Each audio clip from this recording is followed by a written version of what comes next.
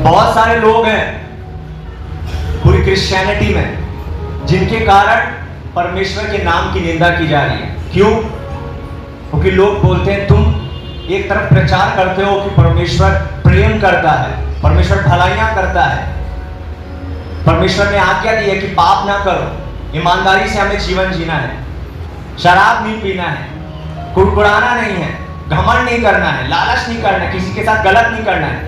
लेकिन जब ऐसे लोग जो प्रभु को नहीं जानते हैं, वो लोग जब क्रिश्चियंस लोगों को देखते हैं कि ये खुद शराब पी रहे हैं, ये खुद लड़कियों को छेड़ रहे हैं, या फिर ये खुद गलत कर रहे हैं, लोगों के साथ नुकसान कर रहे हैं, झगड़े कर रहे हैं, लड़ाइयां कर रहे हैं, विरोध कर रहे हैं, दोष लगा रहे हैं, अपने पास्टर के खिलाफ जा रहे हैं, उसकी कलीसिया को तोड़ रहे हैं, या एक दूसरे से झगड़ा कर रहे हैं, या परिवारों में झगड़ा हो रहा है, प्रभु को जानते हुए, वचन को जानते हुए, और सबके सामने ऐसे बन जा रहे हैं कि मैं सबसे प्रेम करता हूं, और बड़ी बड़ी बातों को बोल रहे हैं और दावा कर रहे हैं कि मैं बहुत प्रार्थना करता हूं, मैं बहुत प्रभु के साथ संगति करता हूं, मैं बहुत अन्य भाषा में प्रभु से बातें करता हूं। लेकिन उनके जीवन में, उनके स्वभाव में यीशु मसीह नजर नहीं आ रहा है। उनके स्वभाव में, उनकी सेविकाई में, उनके परिवार में यीशु मसीह का प्रेम नजर नहीं आ रहा है, भलाई नजर नहीं आ रही है, संयम नजर नहीं आ रहा है, नम्रता, दीनता नजर नहीं आ रहा है। हालेलुया। प्रभु का चरित्र नहीं नजर आ रहा है। इसलिए रोमियो की किताब में लिखा है, पौलुस कह रहा है, तुम्हारे कारण अन्य जातियों में परमेश्वर के नाम की निंदा होती है, क्योंकि जब वो तुम्हें देखते हैं ऐसा जीवन जीते हुए, तो वो सोचते हैं क्या परमेश्वर ने यही सिखाता है। लेकिन मैं आपको बता दूं, परमेश्वर हमें सिखाता है कि जैसा मैंने जीवन जिया इस पृथ्वी पर, वैसा तुम भी जियो। और आप जानते हैं यीशु मसीह का कैसा जीवन था, पवित्र जीवन था, परमेश्वर को खुश करने वाला जीवन। हालेलुया। एक दूसरे से प्रेम रखने वाला जीवन, एक दूसरे की मदद करने वाला जीवन, जो हमारे साथ गलत करे उसके साथ भी हमें अच्छा करना। बाइबल तो हमें यह सिखाती है, बाइबल तो हमें यह भी सिखाती है कि जो तुम्हें सता रहा है उसके लिए प्रेयर करो, उसको अच्छा बोलो। जो तुम्हें दुश्मन समझ रहा है उसको भी प्यार करो, क्योंकि मसीह ने हमें यह सिखाया है। लेकिन आज कई लोग इन वचनों को अपने जीवन में पूरा नहीं कर रहे हैं, और वो अपने घमंड में चल रहे हैं, संसार में चल रहे हैं, संसार की बातों में चल रहे हैं। इसलिए आज बहुत से लोगों को ठोकर लग रही है। Hallelujah, hallelujah. यदि तुम प्रभु को जानकर, प्रभु की सामर्थ को चख कर भी वो काम कर रहे हो जिनसे खुदा खुश नहीं होता, तो परमेश्वर कह रहा है उनके लिए सिर्फ एक ही बात है, वो है दंड। इसलिए अभी भी टाइम है उन बातों से जो गलत है, जो प्रभु को नहीं पसंद है, उनसे मन फिरा लो। अपने अहंकार से, स्वाभिमान से मन फिरा लो और नम्र बन जाओ प्रभु के सामने, तो परमेश्वर की कृपा आपके ऊपर होगी और परमेश्वर आपसे खुश होगा। क्योंकि बाइबल कहती है, जो अपने आप को दीन करता है, प्रभु उसको शिरोमणि बनाता है। और बाइबल कहती है, जो व्यक्ति दीन है, स्वर्ग का राज उसका है।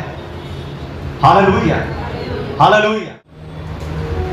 यदि आप सहभागिता यीशु मसीह के साथ रख रहे हो, तो चिन्ह पता है क्या दिखेगा? प्रभु का स्वभाव आपके लाइफ में दिखने लगेगा। जब आप उसके साथ रहोगे, उसके साथ बात करोगे, तो पावर से पहले आपके लाइफ में जीसस का चरित्र आ जाएगा, प्रभु का प्रेम आएगा। हालेलुया।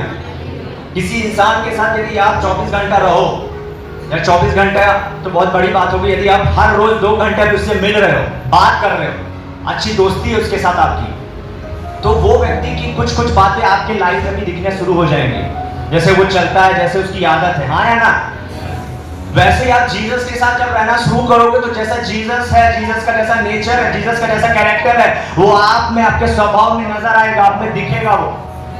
Hallelujah, hallelujah. बदलाव आएगा आपके कैरेक्टर में सबसे पहले। यदि आप विरोध करने वाले हो, घमंडी व्यक्ति हो, तो परमेश्वर आपको नम्र बना देगा, क्योंकि वो बहुत दीन है। बाइबल कहती है, उसने आपको शून्य कर दिया और दास का रूप धारण कर लिया और क्रूस पर कुर्बान हो गया हमारे लिए, और तीसरे दिन मुर्दों में से जीवित हुआ। वो इतना हम्बल है, आपके अंदर सबसे पहले नम्रता आ जाएगी, दीनता आ जाएगी, क्योंकि ये गॉड का नेचर है, गॉड का कैरेक्टर है। Hallelujah, hallelujah. क्योंकि यदि आपके जीवन में प्रभु यीशु मसीह का चरित्र नहीं है, तो शायद आप स्वर्ग के राज्य में भी ना जा पाए।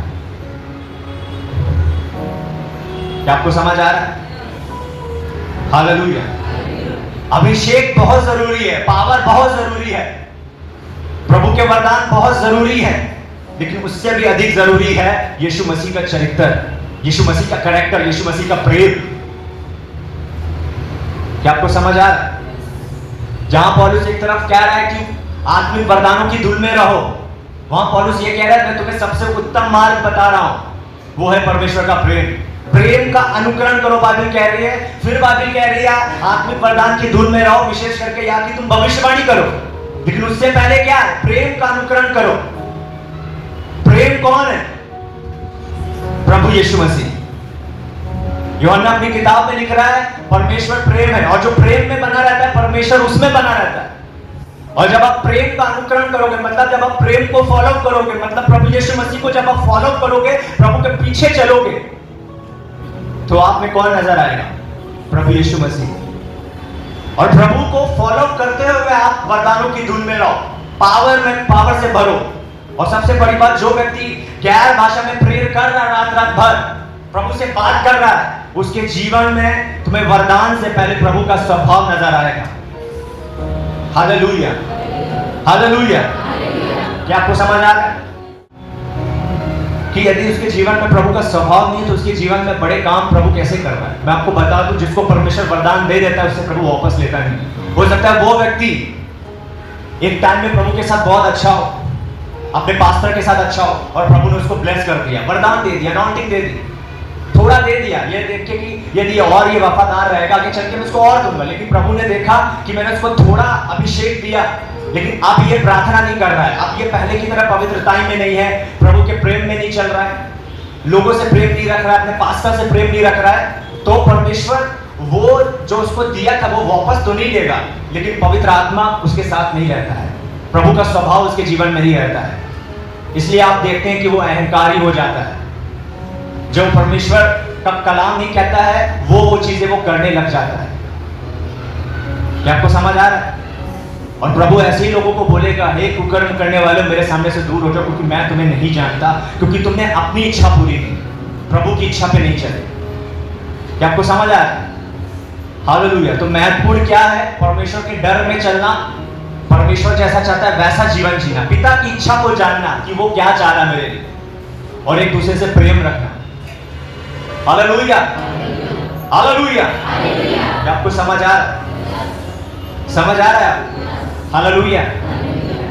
जो व्यक्ति प्रभु के साथ संगति कर रहा है वो दोनों चीजों में बढ़ेगा, वो स्वभाव में भी बढ़ेगा, प्रभु के स्वभाव में भी बढ़ेगा, प्रभु की सामर्थ्य में भी बढ़ेगा। फिर जब मैं प्रभु के साथ संगति करना शुरू किया तो वो पुराना अभिषेक, मतलब मैं जो पुराना था, गलत जीवन जी रहा था, वो कहां गया मुझे पता नहीं चला, और प्रभु ने मुझे अपना चरित्र दिया। फिर धीरे धीरे अपनी सामर्थ से भरने लगा, मुझसे बातें करने लगा, मुझे बताने लगा कि मैं क्या चाहता हूं।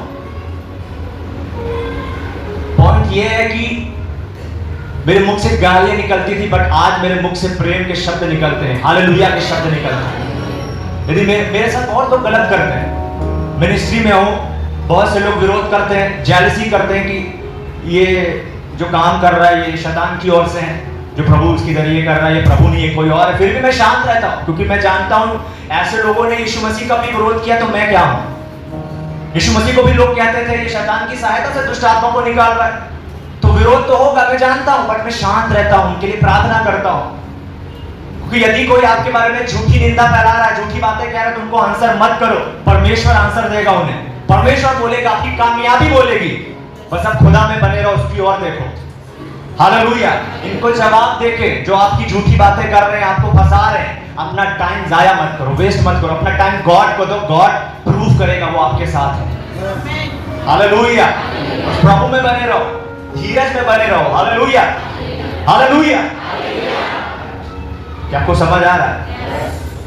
समझ आ रहा है? कभी ये वो बातें हैं जो बहुत जरूरी है आपके लाइफ में होना, ये होना बहुत जरूरी है, क्योंकि यदि यीशु मसीह का चरित्र प्रेम आपके अंदर नहीं है तो आप फिर कुछ भी नहीं, फिर आप लोगों की नजर में अभिषिक्त रहोगे, बट गॉड आपको नहीं जानता है कि तुम कौन हो, क्योंकि तुम पवित्र आत्मा के चलाए नहीं चल रहे।